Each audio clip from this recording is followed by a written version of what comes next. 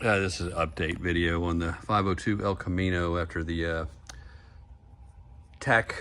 factory tack installation, from swapping out the factory vacuum gauge that was an option in this year to a factory tachometer, which was a procured used part that we put in here. It's just some look at the outside. I've already been over all the motor and all the other videos part of this sequence. Still running really good. This is a cool little picture a buddy of mine gave me, Jim Haley. Kind of neat.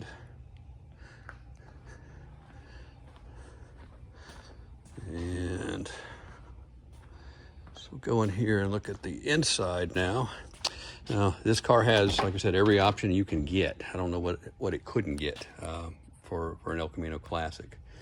And so the factory gave us, in this year, a vacuum gauge there, and so now it has the tack, and that tack is out of an earlier year, and the tack was available in this year, I think, as an option too, but obviously they chose the vacuum gauge, the economy gauge.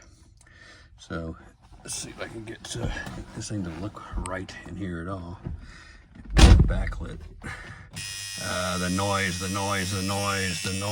Can I shut that off? Yeah, there we go. I'm gonna have to have the lights on to do it. So we got the oil light and everything there. Fasten seat belt. This is kind of a look at the cluster. And yeah, this was a really perfect cluster. You can see by all the chrome that's on there. And yeah, the gas is actually full. It's not a broken gauge or a cylinder. This has the optional delay wipers. And what else? Or a fine factory radio there. Yeah. This is new music. And this is 8-track too. So. And one of the things that was temperamental on the project, or before the project, was the clock, and we got that going now.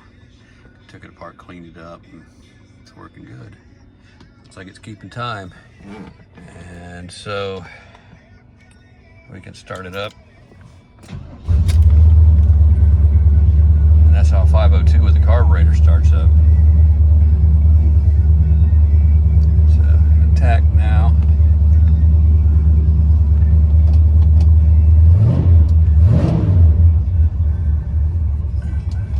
It's coming off the choke now.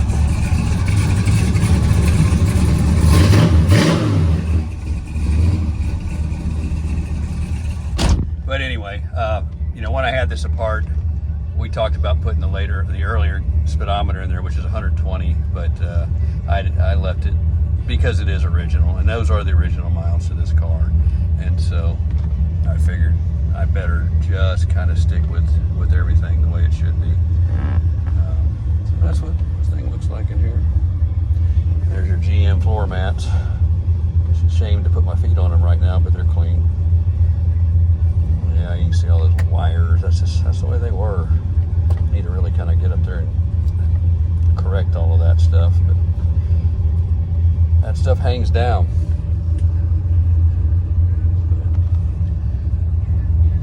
And what else?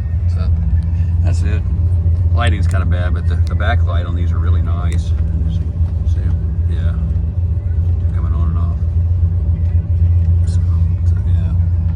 And these are all the regular bulbs. There's no LED retrofit in this thing, so. And this thing, let's turn the air on. Got the idle kick up solenoid on the carb. There it goes. Nice. Haven't run it since last fall. Good. So that's just to update us. Looking at the car, you know, map light. Weird item there. The headliner. And that's one of the things you got to watch out for. Burn that up working on the car.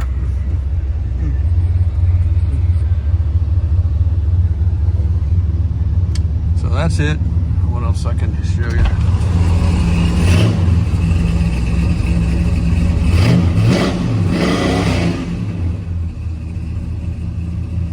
kill myself in here. All right, shut it all down. You can hear the Freon moving in the evaporator. Quiet enough. It's pretty wild. And that's it. So successful project. That is, again, this is a tack out of a earlier year, 73 or so, 4 or 5. And remember, this cluster, this entire setup works for Monte Carlo 73 to 77, Chevelle, El Camino, and Malibu 73 to 77. So you can trade and swap parts and retrofit different things into different cars if you find that. And if you have the sweep speedometer too, if you get the entire setup out of a car that's nice, you can put it in your and change that system out too. A lot of work on that. This was a lot of work in itself, but it was simple compared to complete retrofit. And plus, everything in this car was nice, so that makes it that much easier. When you get a car this old, you start taking the dash apart, there's no telling what's going to crack and break. But this car is so nice. It's just it worked out good that way. So I'm glad it did. So now I got a tack, and you can too if you find one, if you need one for your similar type car. That's it for now. Thanks for watching.